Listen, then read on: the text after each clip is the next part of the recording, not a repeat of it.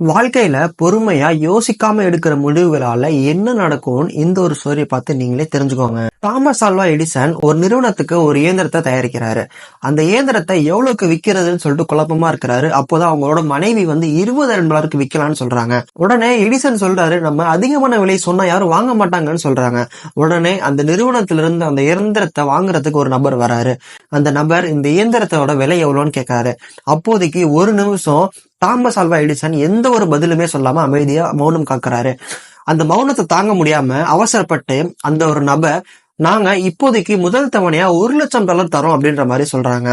அந்த எடிசன் பொறுமையா இருந்தனால அவர் நினைச்சதை விட 4 மடங்கு அதிகமான காசு அந்த ஒரு இயந்திரத்துக்கு கிடைச்சிச்சு. அதே சமயம் அந்த ஒரு பொருளை வாங்கின அந்த நபருக்கு 4 மடங்கு காசு நஷ்டம்னே சொல்லலாம். நம்மளோட வாழ்க்கையில ஒரு முடிவுகள் எடுக்க போறதுக்கு முன்னாடியும் ரொம்ப ஆழமா ஆராய்ந்து பொறுமையா நிதானமா முடிவுகள் எடுக்கணும். இந்த ஒரு கதை உணர்த்துதுன்னு உங்க எல்லாத்துக்கும் தெரிஞ்சிருக்கும். இந்த ஒரு கதையை நிறைய பேருக்கு ஷேர் பண்ணி விடுங்க. அதே மாதிரி இது மாதிரி இன்ட்ரெஸ்டிங்கான ஸ்டோரிக்கு என்னோட சேனலை மறக்காம ஃபாலோ பண்ணிக்கோங்க.